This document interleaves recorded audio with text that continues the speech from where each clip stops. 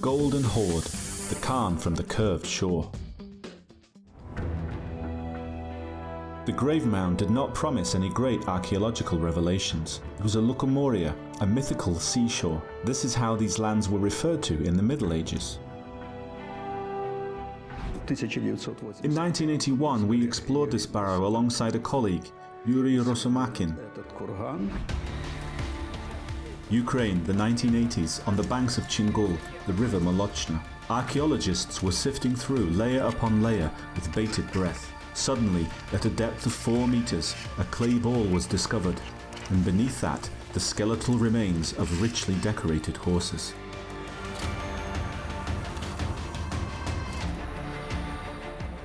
The grave was unusually deep. A few more days and a few more meters of digging unveils an incredible discovery.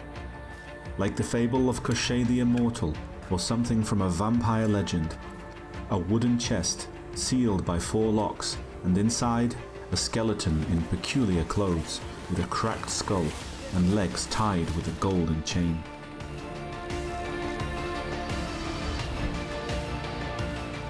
A medieval tale of crime on a curved shore. Ominous secrets of the Golden Horde. Who is hiding behind the Iron Mask? He was a combatant with the combined Russian Polotzian troops in their battles against the Mongols. How did the Kipchak ruler die? He has to be killed, exterminated. He is the enemy. Why were the dead Khan's legs tied? His legs were laced together with a golden chain. The secret of the Iron Mask, a cryptic burial ritual and a prisoner of a Chingul barrow. The Golden Horde, a Khan from the curved shore. Chapter 1. The Secret of the Iron Mask. A wooden sarcophagus lay at the bottom of a 3-meter pit. It was fastened with iron brackets and sealed with massive ancient Russian locks. Long keys were found nearby. The Khan lay with his arms straight against his body, and his empty eye sockets stared out to the gloomy sky. Konstantin Sushko Kurgan of the 5 Horses.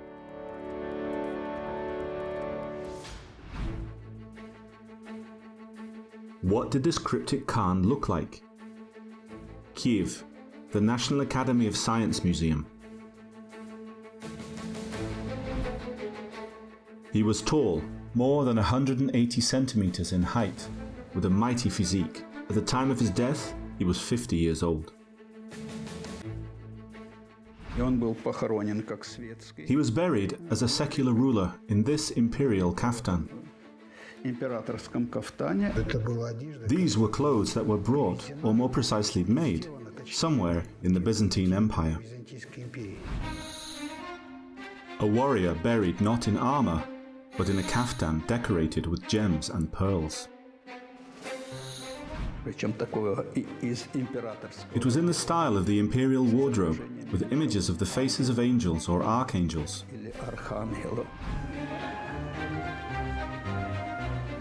These were silk clothes sewn with gold and colored with kermes, a rare crimson dye.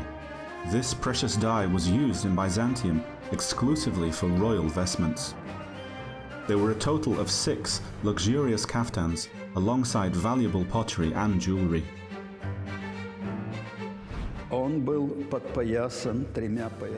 It was girdled by 3 bands woven with gold. There were also belts with silver and gold-plated detailing made by Western European jewelers, most likely from the Rhine-Maas region, which is on the border between modern France and Belgium.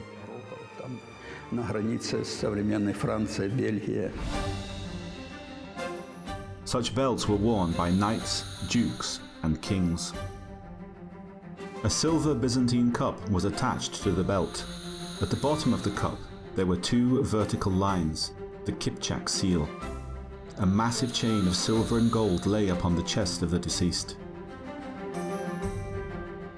1 hryvnia coin, which was used as a breast adornment, would be straightened like a golden rod, a symbol of power.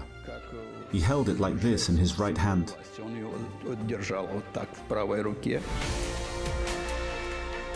Above his head were an incense burner and knives, which are the accessories of a high pagan priest. Richly inlaid weapons and armor, including a gilded helmet with an iron mask, were found around the perimeter of the grave. In the 13th century, similar items were used both in the steppe and in Europe. In general, all the armor was personalized and adjusted according to a person's physical characteristics. Take, for example, these mustaches accentuated by the armor. On the one hand, it served as protection. On the other, it was an instrument of intimidation. A warrior resembled an iron giant that moved around on horseback.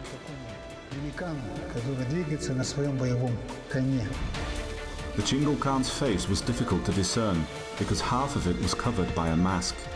The lower part of his face was hidden behind a protective grille. Masks like this one are found in graves dating back to the middle of the 13th century. While the helmet was intact, the skull was damaged and bore signs of a burr hole.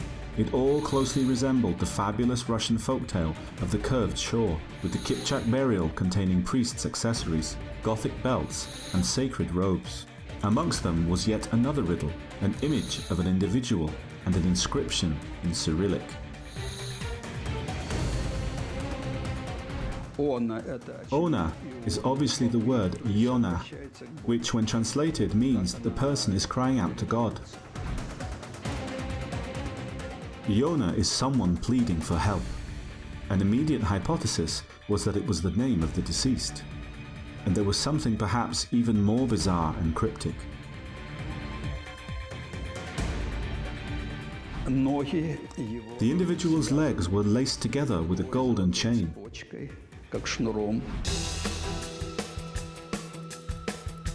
Whose name is written on the kaftan? Who was buried in the Chingal barrow? And how were the Crusaders involved? Chapter 2: Vendetta from the Steppe. The middle of the 13th century was a difficult and challenging time. This is why there are so many hypotheses about who is buried in the Chingal barrow. Curiously, most theories are connected to those who took part in the Battle of the Kalka River. This individual could be Yuri Konchakovich. In the chronicles of the 13th century, he was referred to as the most majestic prince of the Kipchaks. Yuri was the son of Konchak, who is mentioned in the tale of Igor's campaign. In fact, some researchers call him the inspiration for the fabled Koshchei the Immortal. There is, however, no further mention of Yuri Konchakovich after the Battle of the Kalka River. He is said to have died in that battle. He was a combatant with the combined Russian Polovtsian troops in their battles against the Mongols. According to another theory, the body was Konstantin Sushko, a key figure in the Kipchak-Mongol vendetta. He is believed to have ignited the conflict between Genghis Khan's army and the Kievan Rus. Defeated by the Mongols, he fled to Hungary to ask for help from Bela IV. The Kipchak Khan Kotyan was, of course, a unique individual. He was simply unlucky, like most of those who followed him to Hungary in 1239. In the footsteps of the great Khan, Batu went on a campaign informing the Hungarian king that the Kipchaks were now his rebellious subjects and that they were to be punished. Bela IV did not betray his new allies. The Hungarian barons, however, disliked Kotyan. They declared him to be a Mongol spy and killed him. Indeed, one of the reasons for the murder of Konstantin Sushko was that the Hungarian nobles in general didn't trust him at all. The king trusted him, while the aristocracy thought he was a spy. According to one theory, Kotyan, who at that time was around 60 years old, was struck on the head and then hacked with sabers. It is interesting that the skull of the deceased in Chingul is also pierced, and that there are traces of saber blows. It is known that Kotyan was powerfully built. They say he died of his wounds on the way to Lake Balaton. Most likely, he was buried there.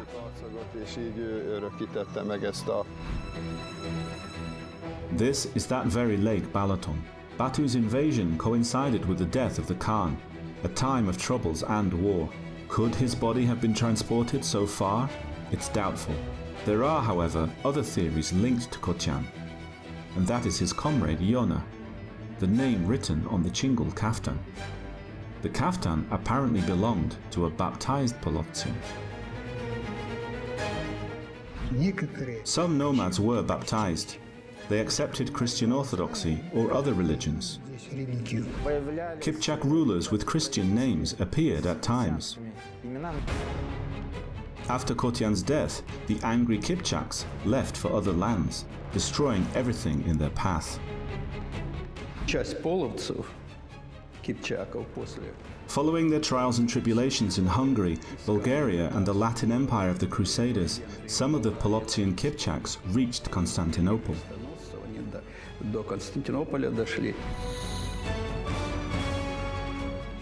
In 1239, some of the Kipchaks arrived in the Balkans. They offered their services to the Latin Empire. The Crusaders occupied Constantinople for around 50 years. The Kipchak Khan, Yona, was one of those who brought his people under the banner of the Christians.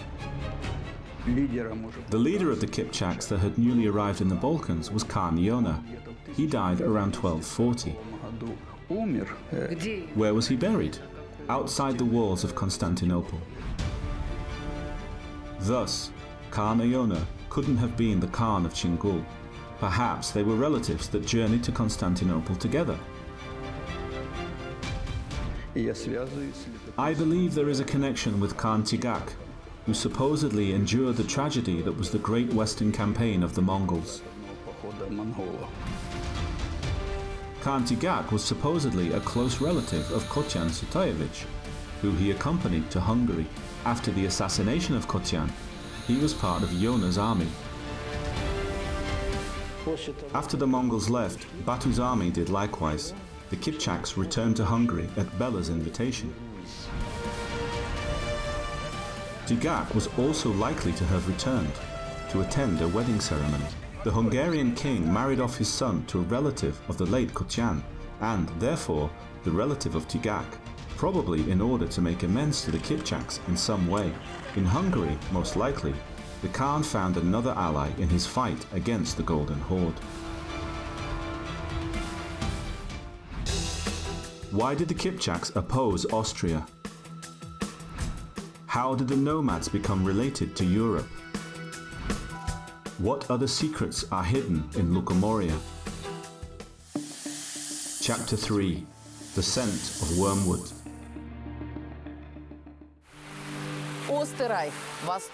Österreich, the Eastern Empire. This word gave rise to the name of Austria. Schönbrunn, the outskirts of Vienna in 1352. The Kipchaks arrived to capture the throne of Austria.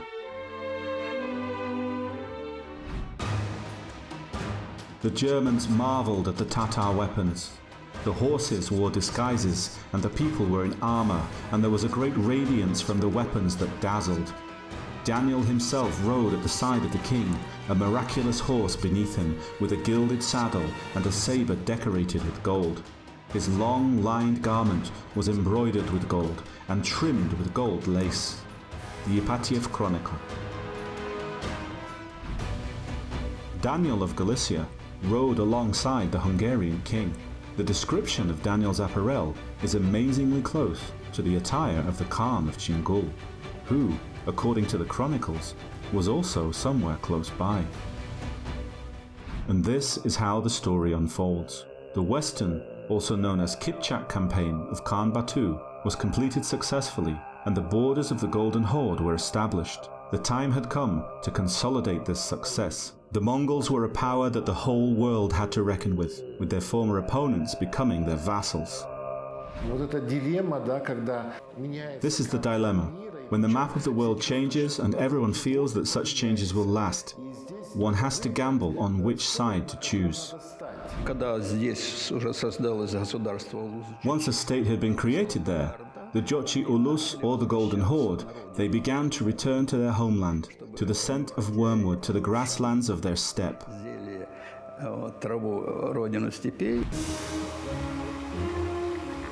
The ancestral lands of Tigak were allegedly located in Lukumoria, within the domain of Daniel of Galicia. The prince also took part in the Battle of Kalka and was also a relative of Khan Kotian. He was married to his granddaughter. After numerous defeats in the 1340s, Daniel acceded to the rule of the Mongol conquerors, but he continued to seek allies with whom he could unite against the Horde. Around this period, Khan Tigak became his ally and matchmaker.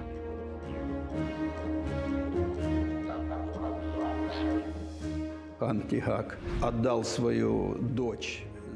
Tigak married his daughter off to the son of Daniel of Galicia, King Daniel.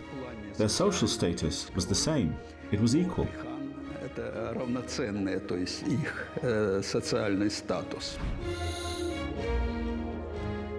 Daniel married another son to the daughter of King Bela, another enemy of the Horde, and intended to put him on the Austrian throne. Khan Tigak was presumably amongst those who'd led that same Vienna campaign. Where do these knightly belts come from? He could have been in the battle, right? Yes, he could have. And this could have been a trophy? That's one of the theories. The other theory was a more peaceful one. The Kipchak Khans had a golden, human resource, their daughters.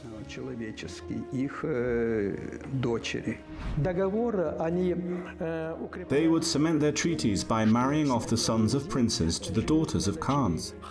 There were plenty of examples of this. Poloptian princesses were famous for their beauty, and Khan Tigak could have given his daughter in marriage to a European prince and received the belt as a gift from his new relatives. Paris, the Church of Saint-Germain-l'Auxerrois. On the church door, the king and the queen are wearing the same belts, with the same embroidery and detailing as the one which belonged to the Khan of Chingul.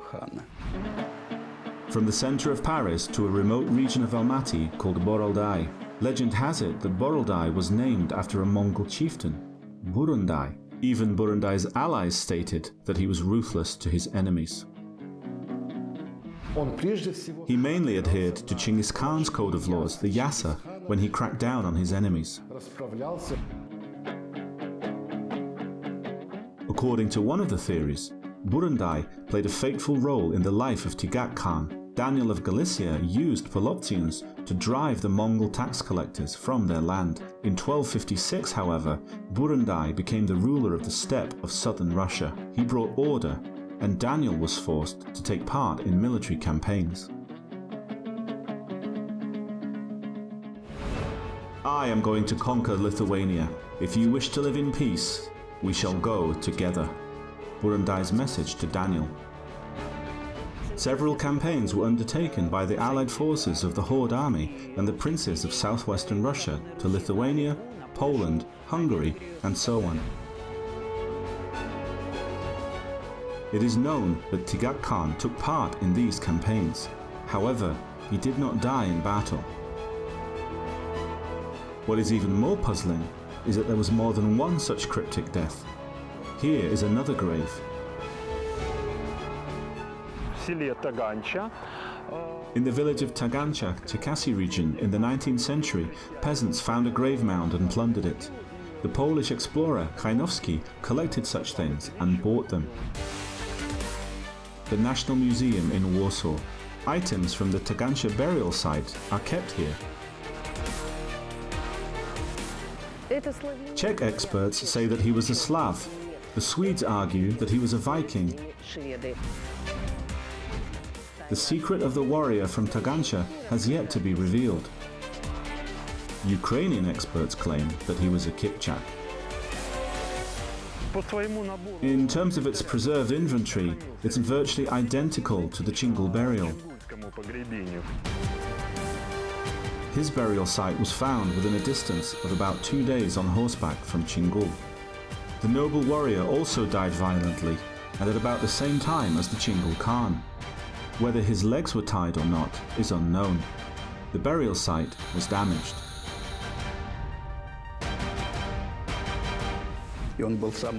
And his was the most valuable before the discovery of the Chingul burial mound. They must be related, of course. It is believed that the individual buried in Tagancha was of lower rank. Therefore, he is called the Taganchinsky Emir. Perhaps this is the younger brother of Khan Jibek, or some other relative of his. If so, then it all appears to be part of a blood feud. Who could have exacted revenge upon the Khan of Chingul? How was he killed? Why were his legs tied with a golden chain? Epilogue: An unsolved murder. He would easily exchange the splendor of the palaces and the luxury of royal receptions for the song of a lark and the bitter scent of wormwood. The Khan looked out at the expanse of the steppe. Here, in places full of childhood memories, it seemed that everything was just beginning. All at once, he heard the rustle of footsteps behind him, but did not turn around. He never knew whose hand struck the fatal blow.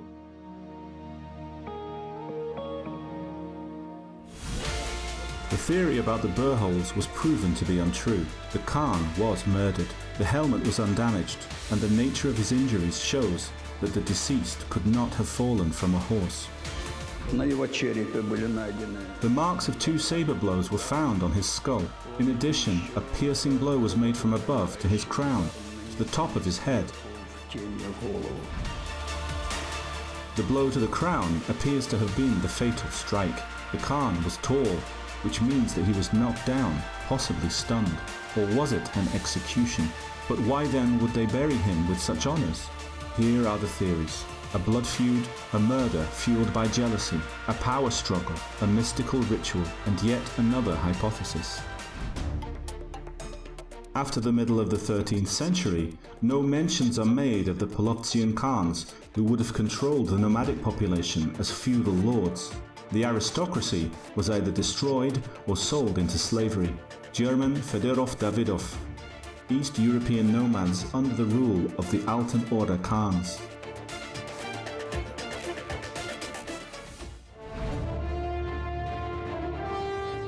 Some died on the battlefield, but there were also contract killings. Could this not be the fate of the Khan of Chingul? Perhaps he was still alive when these lands were placed under Burandai's control. It is known that the Mongolian commander was particularly cruel and overlooked nothing. Could it be that the Kipchak Khan was executed upon his order? There is no bloodlust, but at the same time I assume he would think that he has to be killed, he must be destroyed, he is the enemy. And the legs were tied during the funeral ceremony. But which one? In any event, the burial of the Khan is a complete mystery. It is some kind of blend of various rituals from different peoples and cultures. But this is a pure ritual. Why would his legs be tied? Perhaps to prevent him from running away? It could be the case that the Khan so greatly angered his opponents that even when dead they bound his legs. Only enemies could have buried him in this way, and then put the body in a chest sealed by 4 locks. In addition, the grave was unusually deep. What's even more puzzling is that the word Lukumoria sounds all the more fabulous in this tale of crime. Yes, there was some level of mysticism here. Perhaps the gold chain is a symbol of captivity or the rank of an honorary prisoner. The Khan was forced to submit to the Horde rulers.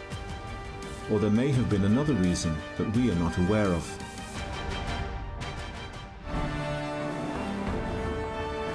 There is a mound near Lukumoria, and deep within that grave rests a Khan.